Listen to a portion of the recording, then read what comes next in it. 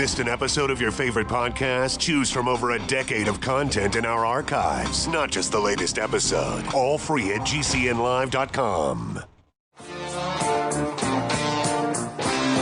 This is your call to action. Get prepared, America. Economy, survival, energy, disasters. This is USAPrepares.com. Informative radio, educational radio. Interact now by emailing instructor@USAPrepares.com or text at 434-390-7953. Class, please take your seats. Now, your instructor, Vincent Finelli. Everyone all set, cocked, locked. Here we go. Your dial set correctly to USA Prepares. Thank you for being with us today. Brad is engineering the broadcast classroom in Minnesota at GCN. I'm Vincent Finelli. Live with us in Australia, Guineith Isaacs. Welcome, Guineith. Hello, Vincent. How are you this morning? I'm all excited. Missourians were smart enough when they expressed their opinions at the polls yesterday to dump the proposed Proposition D as in David, that would raise the state's gasoline tax by 10 cents a gallon. And that was to provide funds for road repairs, which, we're already doing.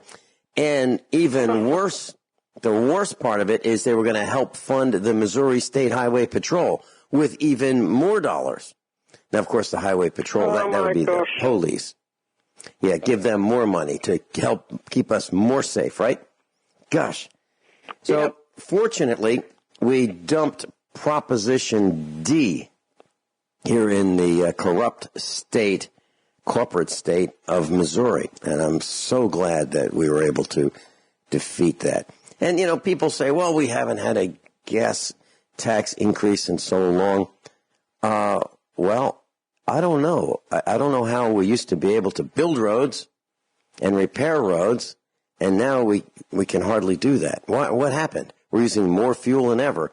And how is it possible that with a per gallon tax of 17 cents, they can't figure out how to get the roads repaired? By the way, that's only half the tax.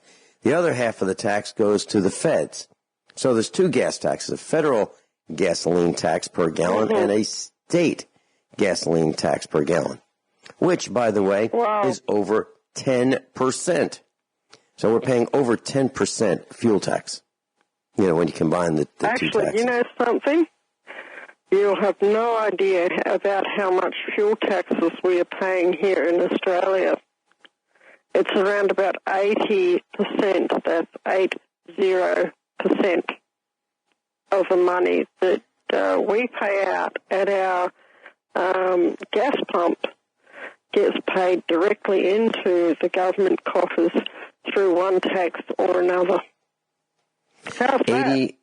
And then, 80. So how much is a liter or roughly a quart of gasoline in Australia right now? I don't drive. The last time I checked, it was between $1.50 and $1.80 per litre. So roughly multiply that times 4, roughly 4 liters per gallon. Minimum $6 a gallon gasoline. And that's for the regular, the cheap stuff? 80% of that goes directly into the government pockets. And what do they do with it? They use those funds to buy gasoline to put them in patrol cars? Yeah. That's about the same. I was thinking about people who have these, and I was going to call them jobs.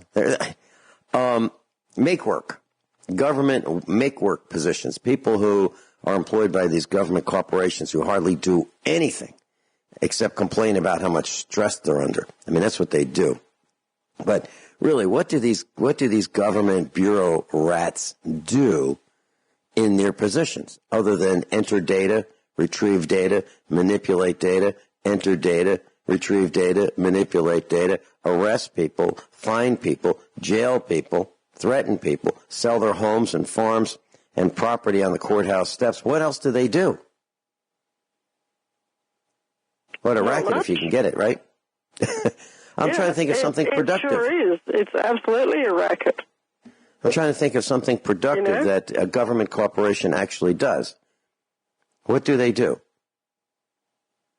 I can't think of anything in particular. So, class, if you've stumbled across something that you think is really good that the government does, the government corporations, give us a call. 866-582-9933, 866-582-9933. We'll pay for the call. I'd love to hear what government corporations do that's positive, beneficial, not wasteful. Good use of our money. I'd love to hear it. Gwyneth, what do you have on your blackboard today to teach us? This week, I would love to talk about a topic that's been really, really ignored in the area of preparedness, but it's an area that's absolutely vital. Okay, and I would like to, put a big thumbs up out there to somebody. I have occasional contact with this lady on social media, and her name is called Martina Marcota. Okay. And she, I think I sent a video or a small number of videos to you earlier that she put out about politeness, etiquette, morals, and ethics. The reasons why we are a polite society. And, that's not given anywhere near enough emphasis. So we're going to give that point of view some oxygen today. Okay. The reason why in previous centuries English-speaking societies were so polite, so moral, and so ethical was that they were very well-armed societies. That it is actually a fundamental tenet of British common law that the ordinary man ought to be armed. And I'm actually, I am actually in the process of researching this topic at the moment with a view to doing some publishing. And so I've been studying what life was actually like for the ordinary man or the ordinary woman 200, 300, 400 years ago. And it was pretty interesting. And you know something, even in Britain 300 or 400 years ago, it was very, very common for the ordinary people to be armed. Everybody carried flintlock pistols. And in fact, I have a copy of a poster right above my head, and I say it's a copy of a poster because the original poster was written, I think, in about 1789, and it was hung in a Scottish pub. And it says, all flintlock pistols, claymores, and battle axes are to be left at the door. While drinking in this establishment, and whiskey is to be consumed before, whiskey is to be paid for before consumption. And apparently these notices were very, very common, and they hung in practically every saloon. And the idea was to try and cut down in the number of fatal bar brawls. But of course there were people who defied the rules back then. And usually as soon as the brawl started, everybody headed for the pile of weapons that was stashed at the door. Does that make sense, Vincent? Well, we've said pretty often over the years that if you're at an intersection and you know the guy at the opposite end of the intersection, is waiting to cross it. If everybody's armed, it's you go first. No, you go first. No, please, you go first. I think we'd be a lot more polite if we knew that people were armed. Yeah. Absolutely. Yeah. There'd be less road rage. There'd be less cutting people off. Yep. You're right. Yeah, that's the truth of it. And it used to be actually a well-known saying up until even a generation ago that a well-armed society is a very polite society. Even just up until about 30 or 40 years ago. I don't know when the last time is that I heard that saying, but I've absolutely noticed over the years that it is true, that you look at all the most polite societies on the face of God's earth, and they're all the ones with the biggest reputations for martial warfare. And if you sit and you have a think about it, I think you'll see that's true. And that includes the Germans, that includes the Japanese, that includes the Maori people of New Zealand, Pacific Islanders, Hawaiians. Hawaiians were terribly warlike people before, in ancient times. They were a cannibal tribe. And if they got offended at you, you and your whole family might end up at the bottom of a lava lake. That's just how they were. I love the Hawaiian people. I love the Maori people. The Maori people are, I believe, very strongly genetically linked with the Hawaiians. But it was the same thing with the Maori people in New Zealand. I grew up amongst the Te Arawa tribe of the New Zealand Maori. And once again, they were a very, very polite people. They were fantastic hosts. And this is because up until the modern day, they are a very martial people. A number of years ago, about 20 of us, maybe a few more, visited the state capitol in Missouri. And I'll tell you what happened and how they were very polite to us. They really were. We'll be right back. Several years ago, 20 or so of us visited the Missouri State Capitol. And we wanted to explain, what our position was and things that we like and things that we don't like. And some of us were farmers. And we thought that show and tell is the way to do it.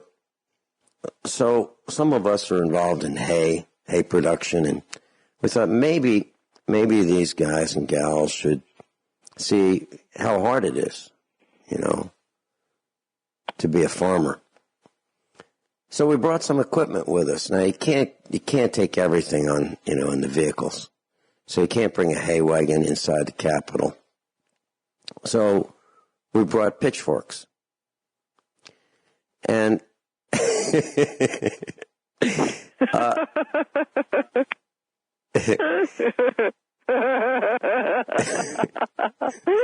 oh my gosh, it's just a stereotypical image of upset farmers. Yeah. With a populace where there's a disagreement, where there's a degree of disarmament. Yeah, nobody was armed. Pitchforks. We weren't armed. It's a stereotype, but it's true. Oh, yeah. We were very peaceful, and you wouldn't believe how polite those parasites were. Oh, yeah. They gave us a wide berth. They paid attention to us. A lot of they had people in costumes paying attention to us. It was really kind of nice. We got a lot of attention that day. And I think they realized that farmers just might be a force to be reckoned with. Since many of us are independent types, we have to make our own decisions. Now, we're not used to having a job where the boss says, do this. No, I told you to do this. No, faster. No, more. No. We're not like that. We have to make our own decisions. So they learned about, how heavy hay is and how muscular you have to be in order to, to produce hay. And, why sharper pointed pitchforks are, more efficient than the rounded type pitchforks, for turning over soil in the garden. They just work better. They do. They do, but I got to tell you, to a fine point.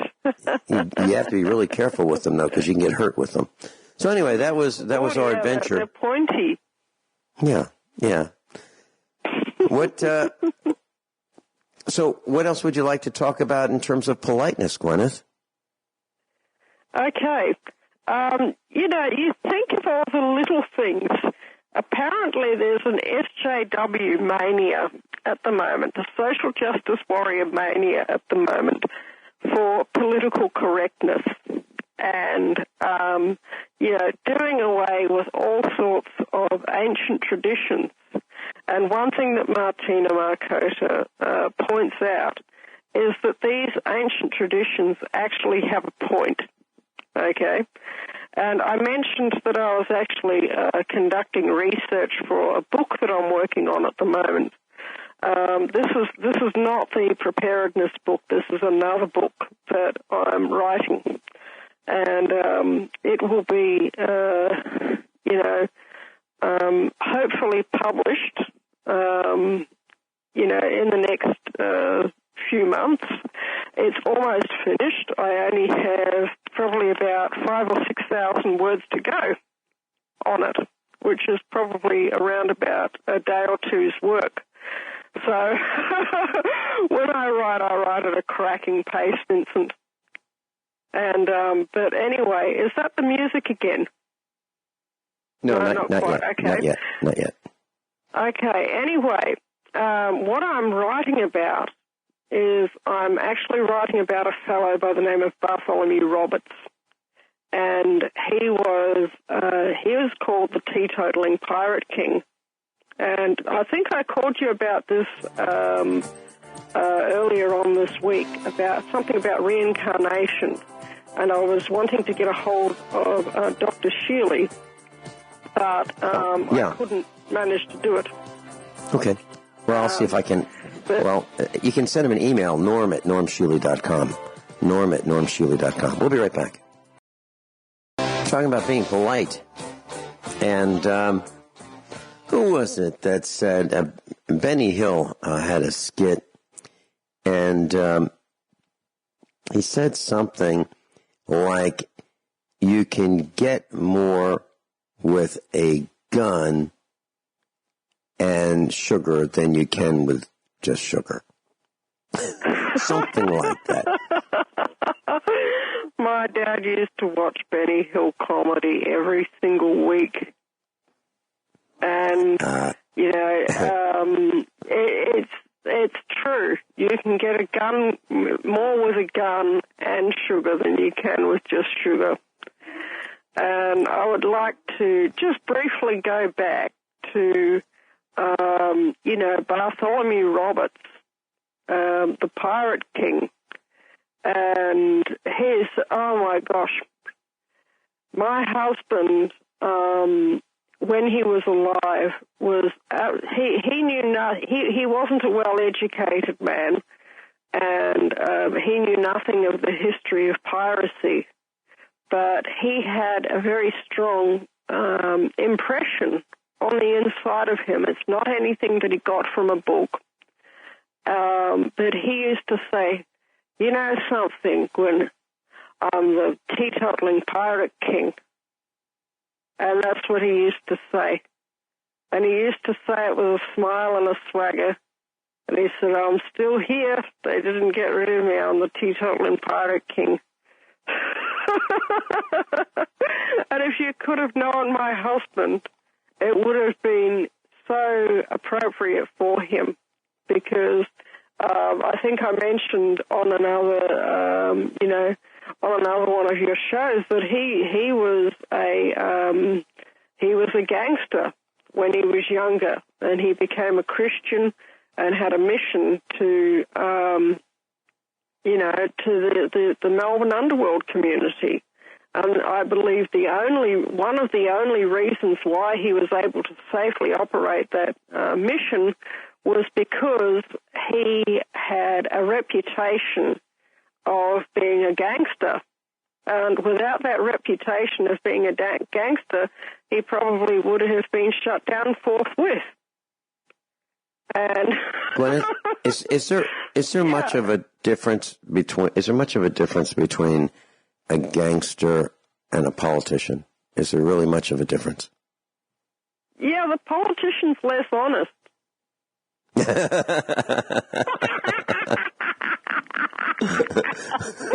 If I had a choice between having to be around my husband and some of his friends, okay, very, very violent people, some of them, a lot of them, most of them probably, and being around a politician, I would pick my husband and his friends any day of the week, because with them you knew where you stood, okay? Yeah. With them it was, that you knew that they were martial people, and you'd better watch your six, and you'd better be very, very polite with these people. But I got into the habit of being polite, and I got into the habit of being diplomatic as a matter of course with people, as a result of, because I wasn't a very polite person when I was younger. I had this habit of putting my foot in my mouth. But being around my husband, he said, listen, don't do that. Don't do that. Just think before you open your mouth. Okay? Just don't put your foot in it.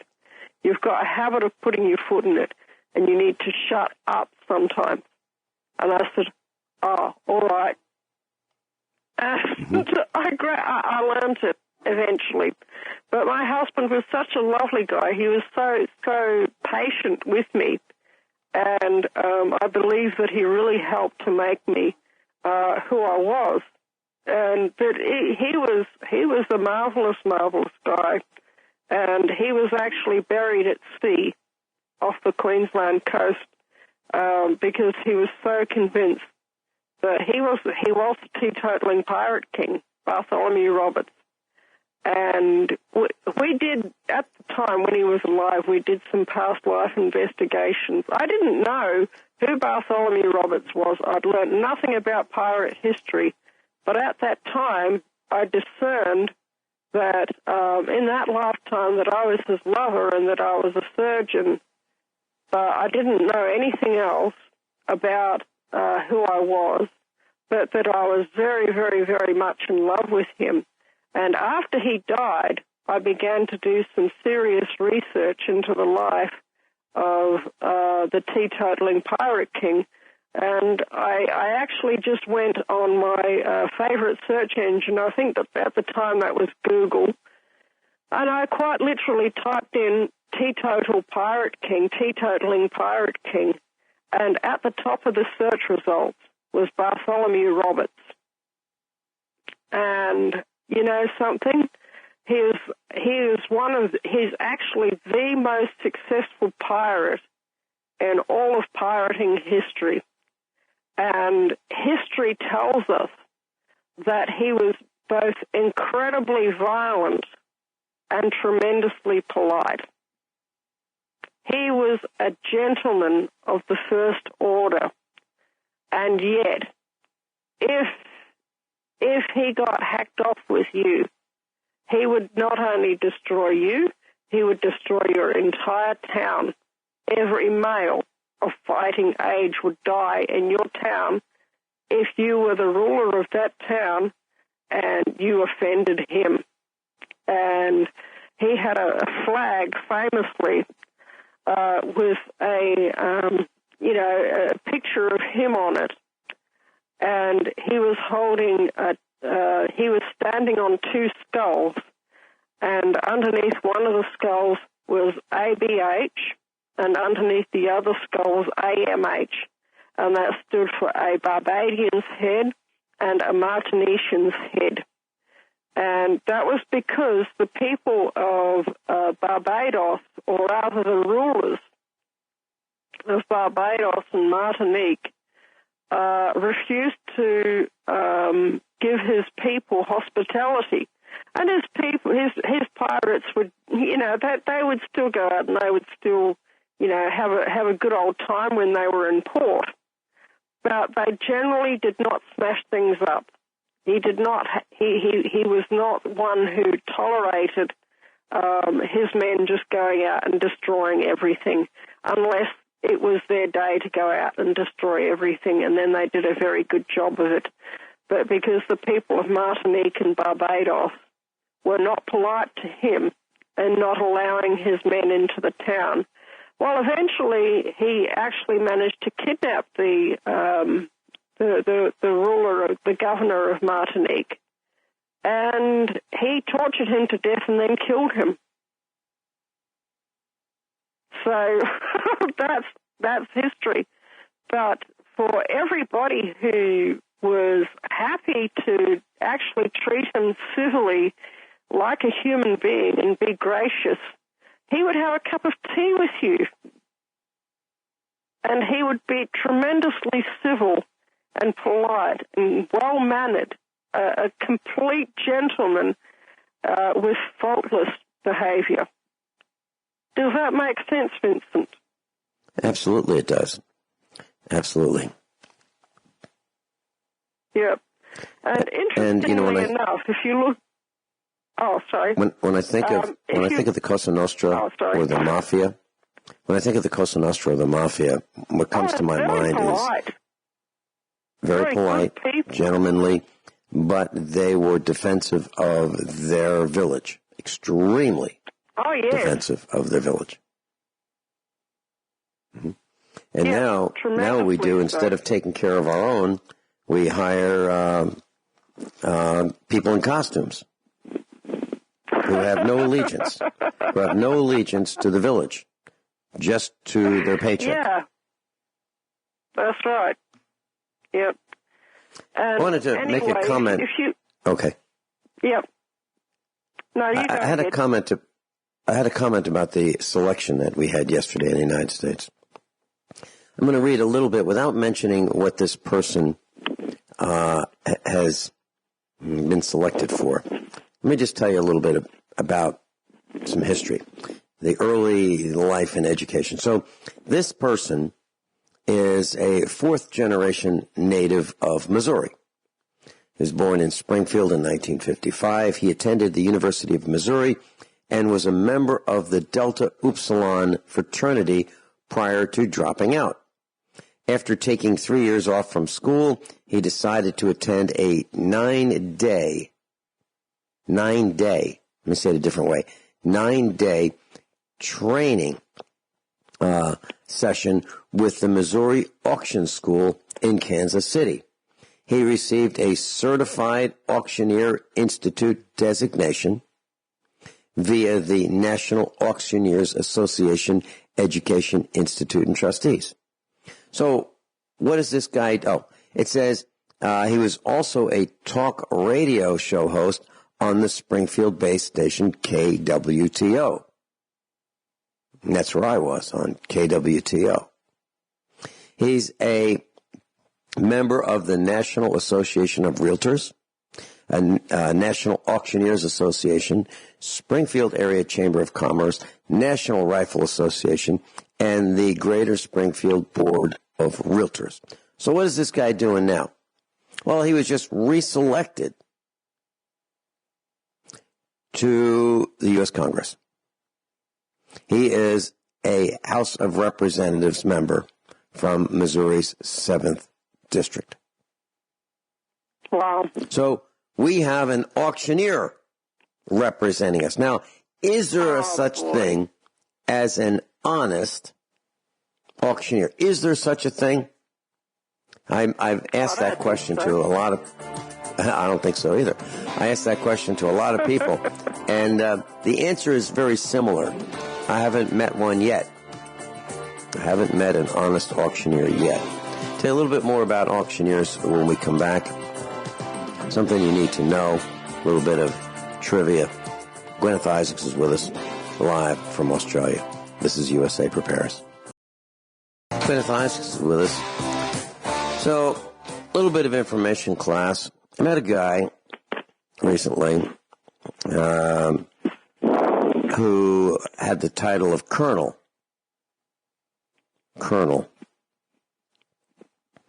And you would think that someone with the term Colonel in front of his name, let's say Colonel Smith, would be a military colonel. You know, getting up there in rank, close to general. Well, it may not be true. There are people who are... Excuse me? Sorry. There are people who are among us referring to themselves as colonels. Well, here is something I found on the internet that explains it pretty well. The tradition of calling an auctioneer colonel can be traced to the Civil War. That'd be the War of Northern Aggression, the war between the states and the United States. So after a bloody battle, the winning side would scour the battlefield and collect all the equipment and personal belongings of the vanquished. These items were then displayed in the central area. The winning soldiers were allowed to view all these items, and the items were then auctioned off. Oh, my God. The person in charge of the auction was always a colonel. Now, all auctioneers have the honorary title of colonel. You've got so to when you meet me. No, I'm not. I'm not kidding you. Oh, my gosh.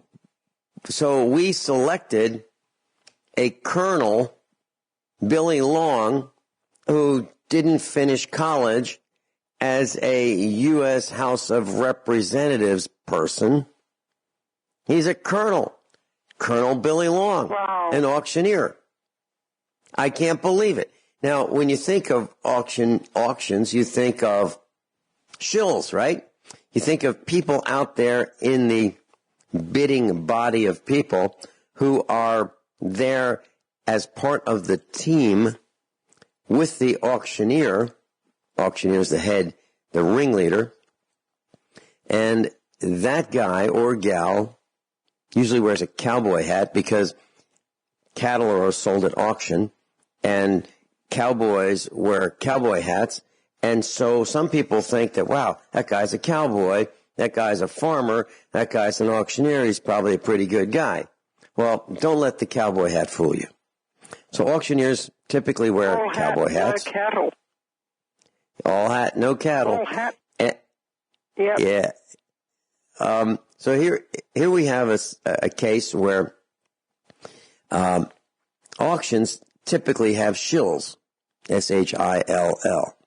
So a shill is a person who is part of the auctioneering team, and they tend to bid up the prices.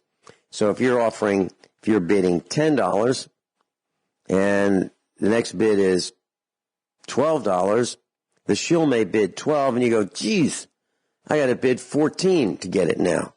So now you've been moved artificially from $10 to $14, 40% increase in the take of the seller who owns the merchandise being sold or the animals being sold and the auction house. Now, how much does the auction house typically take? About 50%. 50. Wow. Yeah, by the time they put in all the fees and handling and surcharges and all that, it's about half. So I'm looking at this wanted ad, and it says, wanted, auctioneer to tell USA Preparers about how auctions work. Okay, so we're looking for an auctioneer to tell us. I doubt we'll find one. I doubt it. No. And if we wanted to find a banker to tell us how banking works, I doubt we would find one of them as well. Well, USA Prepares as a former gangster wife to tell them how the gangster world operates. Yeah. We'll be right back. Guineith. Yeah, Guineith, I'm it's refreshing. It's refreshing that you're willing to talk about the life of a gangster and the family. You're willing to talk about royalty. You're willing to talk about a lot of things that you've experienced firsthand that most wouldn't even consider discussing privately, let alone in public. We'll be right back. Everyone all set? Cocked? Locked? Hour number 2 of USA Prepares. Guineith Isaacs is with us. Guineith, a little detour here. So, I met this colonel. One of our family friends bought a vintage automobile. It was a collector's car as an investment.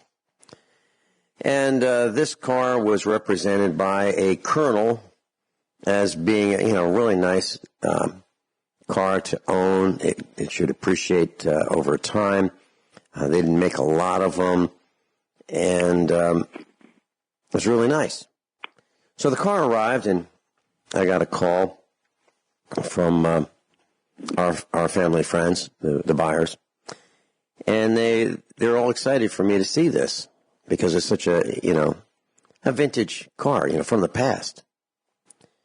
And so I went over there, and I'm just looking at it and listening to the colonel describe it, and and I was introduced as a farmer, and I was being a farmer, just listening, and so I looked under the hood, and the colonel was describing all the finer appointments of this really nice collectible car, and I said, "What's this?" And he wasn't sure. And, well, how about that? And he wasn't sure. And what used to go here? And he wasn't sure.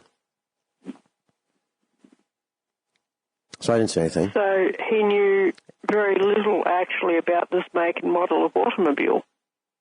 Yeah, it was a Chrysler 300 from the 1970s. So then what I did was I said, would it be okay if I looked underneath it? I'd love to see what it looks like. And I touched it's a unibody, which is kind of like, at the time, it was a crossover between having a frame and having no frame. And so Chrysler was trying to figure that out. American Motors was as well. And so the car came from Florida.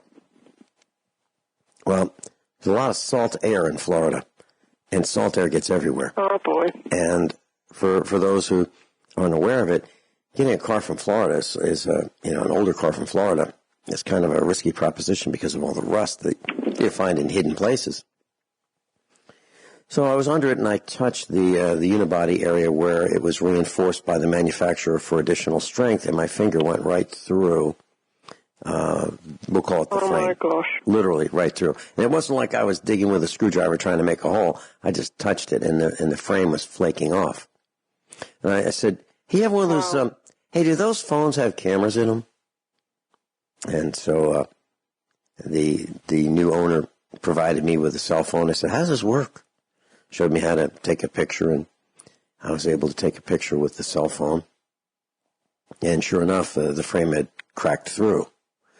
And I knew this. I knew this before getting underneath the car in the first place. And I'll tell you how I knew.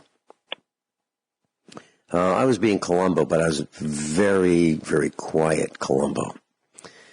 When I looked at the vertical seam of the front door, so where the front door meets the front quarter panel on the driver's side, there was a much smaller gap at the door, at the top of the door than at the bottom of the door, which meant to me that the frame or the vehicle was sagging, okay?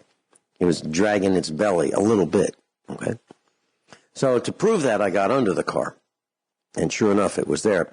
So To his surprise, the colonel has arranged for a full price refund of the vehicle. Mm-hmm. Now, I hope that happens, and that way the colonel will remain less famous. If it doesn't happen, the colonel will remain more famous. I love that. Well, I've decided. I've decided, Guineith. People famous. I've decided that that's what we need to do. People who are in the business of helping themselves to other people's wallets, through deception, through fraud, through misrepresentation, through mistakes, whatever you want to call it, whatever the situation may be. But if they don't do the right thing, we'll just make them famous. So, class, here's the statement from yours truly. If you have a situation where you think that you have been defrauded, and you've got proof, and you've got names and numbers and all that, and you want to contact me, we'll talk about it off the air first, we can do that.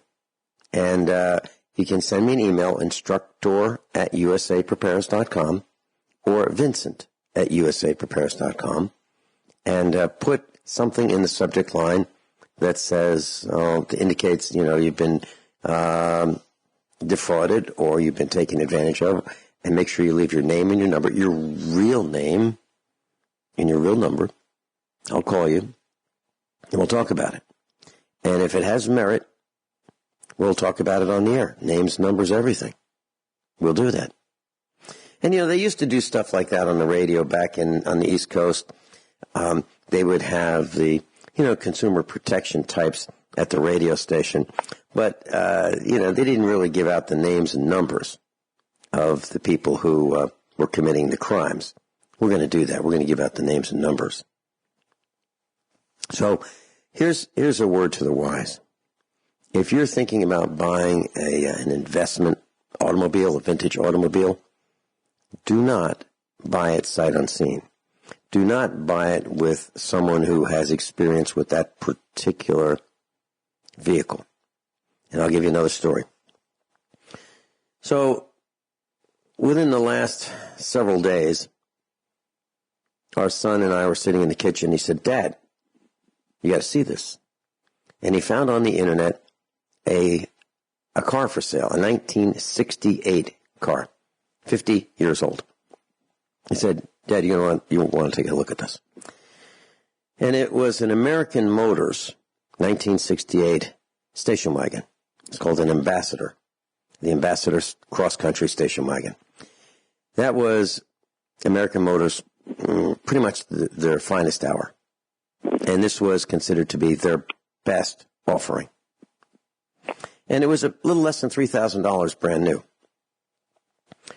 Well, I called the guy after I read the information he had on the internet.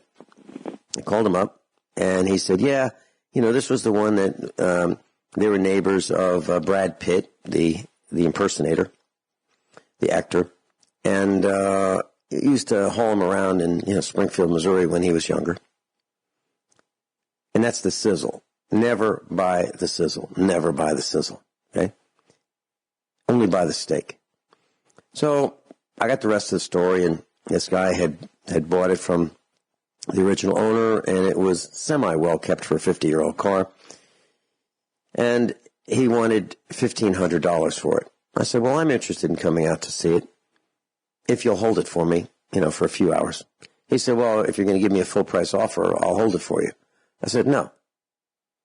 I'm not going to give you a full price offer on something I haven't seen, but I'm not going to come see it. I'm not going to take my truck and my tow dolly out there to come look at it and spend, 4 hours doing that if you're not going to hold it for me.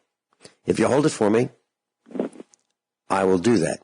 But I'm not going to tell you how much I'm going to pay for it. Sight unseen."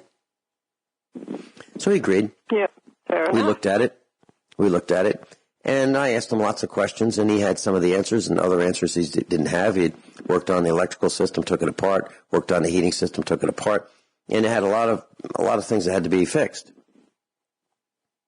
Well, I knew how to fix all those because I have two American Motors 1968 vehicles, and I've had them since like the late 60s. Had one of them anyway. So I know American Motors vehicles pretty well, of that vintage. So I knew more than he did about it. I didn't let him know that. We agreed on $1,300. He had the title, and we hooked it up, and away it went. So we have it here. Now, why did I buy it? The reason I bought that particular station wagon had nothing to do with Brad Pitt. It had to do with it has a 343 cubic inch engine and an automatic transmission that worked, and a rear axle that worked, and front suspension that worked, and springs and interior components that work, that all fit our other two 1968 American Motors cars. So where could I get an engine, transmission, and all these parts all in one package for $1,300? I couldn't. If I were to take this thing apart, if I had lots of time, an infinite amount of time, I could probably get $5,000 or $10,000 for all the parts if I sold them individually. That's not my plan. My plan is to have the spare parts for the vehicles we have. Okay? So that's why I did what I did. Fuel pump, ignition system, glass, seats, dash, steering components, suspension components, brake components, on and on and on, electrical, it's all there. So that's why I did what I did. So I just wanted to share those two stories with you, and you can do the same thing. And to me, if you have a vehicle that you want to keep, and if you can get an inexpensive copy of that has it's been banged up in an accident, or the seller wants to sell it because they can't fix it, and you can have a spare everything with this replacement vehicle, you might want to consider doing that. Because the cost of parts is unbelievable. And I mentioned yesterday that if you want to have a fuel pump replaced on a 2003 Ford Escape, a little tiny pocket SUV, it can be $777 for a fuel pump that you can hold in the palm of your hand. Now, I got a whole car for less than twice that amount. So you might want to consider having that spare car. And how much can a spare car cost? I don't know, $500. That's with the wheels and everything. Donor vehicle. And you mentioned that off the air one day, Guineith, with me, that there's a car farm, in your country. Guy bought a car, nobody wanted it, so he said, okay, I'll buy it. Another car, and pretty soon he has a boneyard of cars. So he's the guy to go to. And tell us a little bit more about that when we come back from this break, if you don't mind. Guineith Isaacs. We're going to be talking about salvage yards when we come back. Just one quick comment before we talk about the boneyard. So I was thinking about our Colonel Billy Long, U.S. Congressperson, auctioneer. So he's been in office for 7 years. I just did a little bit of research during the break. He's been in office for 7 years. He's co-sponsored 844 pieces of legislation. Now, this is what's wrong with America. Here we go. I'm going to give you to the number in numbers so you can easily understand what I just figured out. So he has been in office, the auctioneer, the Colonel, Billy Long, representative from the corrupt state of Missouri, for 7 years. He co-sponsored 844 pieces of legislation. Now, if you do the calculation, you'll figure out that that's 121 pieces of legislation a year that he's been in office. Or one piece every 3 days. One piece every 3 days. But if you look at, most people work Monday through Friday. Most people, not Congress people, most people. That would be 261 days a year, which means that if that were the case and he worked, Monday through Friday, that he would have been working on one piece of co-legislation every 2 days. But they don't. They work 138 days. So Congress critters work 138 days a year. So that's one piece of legislation per day. Now, do you actually believe that this guy, can have breakfast, lunch, dinner, do all the stuff that he does, whatever that might be, accept whatever bribes might be offered his way, those kinds of things, rig whatever kind of deals he may be enticed to rig, whatever he does? Do you think that he can actually pay attention to what the verbiage is of these bills if he's doing one of them a day? Is that possible? How many pages and how many words do one of these bills have? I don't know the answer off the top of my head, but I will look that up and mention that if I can find it during the next break. But, it's not 30 words. I can tell you for sure, okay, having fought and defeated a number of lawsuits that were brought vexatiously against me by various, people who want to think that they're our government. It takes a bit to get your mind around a new piece of legislation. You generally have to sit there and really, really, really read it.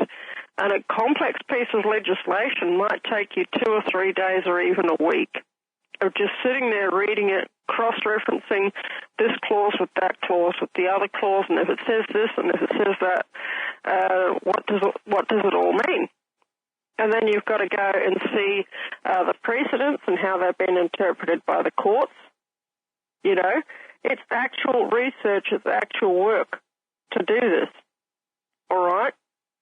And if he says, but I'm writing these myself, well, I'll tell you what, I've been going hammer and tongs to do 3,000 to 5,000 words a day lately.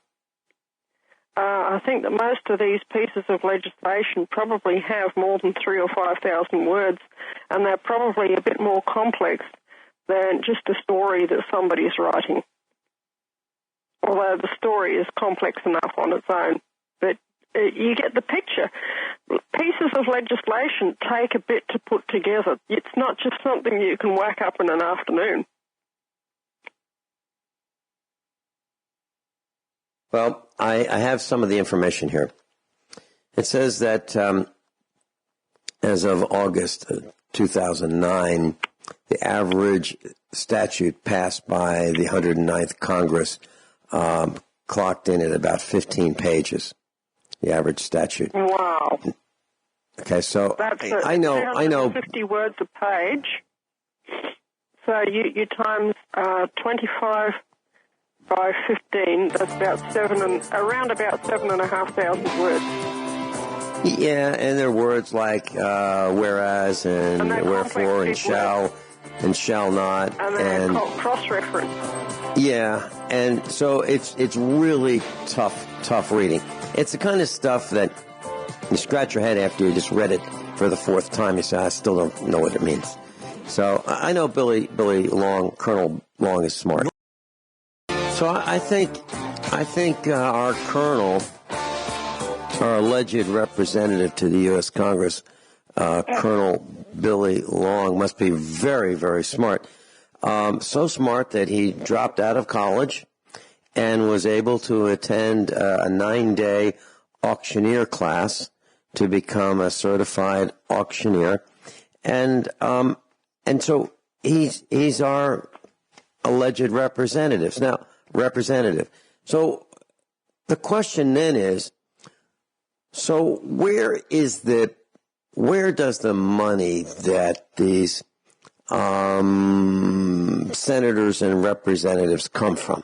So when we, the villagers, say, hey, we pay you to represent us and you're not representing us, who actually pays? Well, I have the answer. Gosh. The senators and representatives receive compensation for their services from the Treasury of the United States. So if you think that your guy from your hamlet allegedly representing you is being paid for by your locality, that is not true. They are being paid from the Treasury of the United States, which means that their allegiance is probably to their paycheck, which is not directly attributable to you. So here's the story about Colonel Billy Long. So when he was first selected to be a Congress critter, we had an expo, and some of our expo members, the Get Prepared Expo from the Tea Party, called him up and said, "Yo, you are not doing what you said you would do. The reason we voted for you to go to the U.S. Congress was to represent our interest, which you are not doing. What's up?" And the quote is this: "You don't understand the pressure I'm under." That's from Colonel Billy Long. You don't understand the pressure he's under. So I guess maybe that means, I don't know for sure, maybe he has conflicting bribes. Maybe he has conflicting bribes and blackmail. What actually does an auctioneer say that? Yeah. I was just exactly going to go into, I was going to say next, you've got to understand Gerald Celenti's right when he says everything's a business model. Okay? Government is a corporation, is not there for your best interests. It's a corporation and it's a cartel, which means it's a gang. Okay? Which means it's a Cosa Nostra, basically. And the more I go on in this life, the more I am actually inclined to be an anarchist. By anarchist, I don't mean somebody who goes burning things down. I mean anarcho-capitalist. I mean of the same mindset of people like Lauren Southern, of people like Milo Yiannopoulos, of people like Jeff Berwick, of various people like that. I want to be left alone. I can run my own life perfectly fine, thank you very much.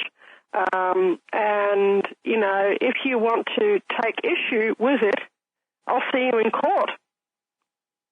And as far as I can see, the only reason why we haven't got pitchfork brigades running around is because we do have something resembling a functioning court system in this country. And I think that the people who think that they rule us better remember that they better keep the court system honest, because if we can't get justice through the court system, then about all that we the ordinary people have left are the pitchforks. And they don't want to go there, because if we have to go there, we are going to win. If we have to go to court, we are going to win. So they better behave themselves. But we would rather go to court.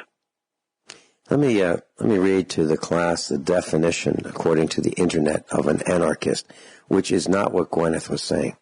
This definition is wrong. That is on the Internet. You ready? It says anarchist, a person who believes in or tries to bring about anarchy. Well, that's true, but the synonyms are wrong. Insurgent, agitator, subversive, terrorist, revolutionary, revolutionist. Well, anarchy means without rule. Meaning, without a ruler. Yeah, without a ruler. Yeah. That's all it means. Yeah. It doesn't mean burn, right. rob, pillage, plunder. It doesn't mean that. It just means without a ruler. Without a ruler. And you know what? And the reason why I want to be without a ruler is because the rulers that we have, right, for instance, take our local little hamlet of Wedderburn in Victoria, okay? The police are just building a new police station.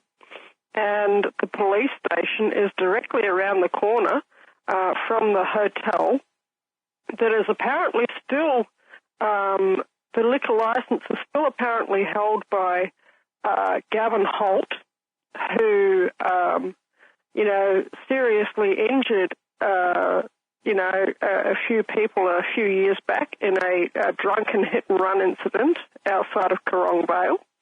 And yet I thought that he'd lost his liquor license. it was broadcast in the newspapers that he'd lost his liquor license. And I heard on the local grapevine that he hasn't lost his liquor license. And one of his besties happens to be Mick Gatto, the famous gangster. And Mick Gatto once tried to assassinate my husband, Archie. And Gavin Holt seems to have a very cosy relationship with the Wedderburn police. And just behind the new police station, there's getting a new house built. And this new house is going to be occupied by a prominent state politician. I think that sums it up in a nutshell. And all of this is happening in the space of maybe 100 square meters. How's that, Vincent? Very interesting. You mentioned Gerald Salent. 100 meters down to the other corner, 100 meters up to the other corner in one small country town block. Major politician moving in, hotel with guy who should have lost his liquor license, who's buddies with one of the biggest gangsters in the state. And then on the other corner, you've got the brand spanking new police station full of corrupt cops who are in cahoots with the gangster, who are in cahoots with the publican who should have lost his pub. Oh, and by the way, he used to be the mayor, but he was voted out, the publican. It just makes me want to cry and want to laugh all at the same time. And this is not a big town. This is a town with a population of maybe 900 people. You mentioned that sums it up, doesn't it? And every town's like that. Every town is like that. And if you think that these people are actually your rulers, you've got rocks in your head. You've absolutely got rocks in your head. They're a cartel. They are a cartel. They are a gang. Nothing more and nothing less. Yep. So do you like Gerald Salente? I do like Gerald Salente. I think he's got a lot of worthwhile things to say. You know, and he's entertaining to listen to. Absolutely. Did you know he's one of us? Oh, really? Oh, that's lovely. Yep. I'm going to give him a call. Yeah, I'm going to give him a call. He was building his new building where he is right now. He was renovating an old building into his. If you go to the internet and you look at his site, you'll see that he has brick walls. Well, he was building that, and I gave him a little bit of advice on how to design his network for privacy. This was probably 8 years ago when he started that project. So yeah, Gerald Salente is one of us. He's been on the air with us, and I've been thinking about calling him. He hasn't been on with us in a while, and we've got to get him back here because he's a fighter. He's a fighter. He doesn't mind calling out the parasites. Mm-hmm. Yeah, he's also a martial artist. Yeah. He practices, and he says something like this when it came from Brooklyn, I believe, and when the boys in Brooklyn had their backs to the wall and they've lost everything and they have nothing else to lose. They lose it. They lose it. And I think that's something, Vincent. Tonight, I was speaking with another friend of mine, and I said to my friend, who's a lovely lady, and she's she helps out at the local church, and I was trying to explain to her my book project, and I don't know how successful I was. And I said, listen, you wouldn't want to read it. I'm very sorry, but I don't think you'd like it. And she said, oh, no, that's all right. And I said, it's like this. Have you ever seen a movie called, and as soon as I said it, I knew that she wouldn't have seen it. There's a movie out there called The Gangs of New York. I don't know if you've seen that movie. No, but I just wrote it down. When Archie was alive, we went to the video store and we hired The Gangs of New York, and we watched it. And he sat me down and he made me watch it, and he said, watch this. This is my childhood. And so you see that, and it's an extremely violent movie. okay? And that was at the age of 6, the environment that he was thrust into. And having to learn to fight, having to learn to, not be, this was him, okay? Having to not be shy about shedding blood and fighting for your very survival on the streets. He grew up in Glasgow and not New York, but Glasgow is, even today, probably an even more violent city than New York. And that's just the truth of it. I've looked at both cities. And, for a time, when he was a young man, he actually went to Belfast for a holiday. And he said that Belfast was a nicer city than Glasgow. This was Belfast during the 1960s. And he said it was a nicer city than Glasgow. So if Gangs of New York. Any of the history of Northern Ireland, that's saying something. Gwyneth, we were going to talk about the automobile boneyard. You have a farmer in the area in Australia who has been collecting cars. And can you tell us a little bit about how that happened and what the current situation is with getting automobile parts used? Okay. As far as I know, he's still running it. He's still the local go-to guy for automobile parts. What he does is he buys cars, running or not, for about $500 a piece, and he owns a farm, and he puts these automobiles in a particular field in his farm. And, if people are in need of automobile parts, they go to his place, they go to his front door, and they say, hey, I need suspension for a Hilux, for instance. And he says, yeah, all right, you got your tools? Well, let's go. And so he goes to the section where all the Hiluxes are, and there's all the Hiluxes in a row. This is just an example, right? Because Hiluxes are pretty common. I don't know how common they are in the US, but I guess they. Well, we don't have here. Yeah, we don't have that Toyota particular Hilux. Brand here. Yeah. Yeah, Toyota. We don't have that Hilux. particular brand. They're a one-ton ute. Okay, Toyota. It's a one-ton Japanese ute. Here there's thousands of them. And in the UK there's thousands of them. They're actually made in Australia. And some of them are made in Japan. But anyway, whatever. Crown Victoria in the US, but there's not many Crown Victorias here. Or, I don't know, Ford Falcon, name your car, Dodge Charger or whatever. And you'll have them all lined up in a row. This is the Dodge Chargers, this is the Crown Victorias, blah, blah, blah. And it's all the same sort of cars all in a row, as far as I know.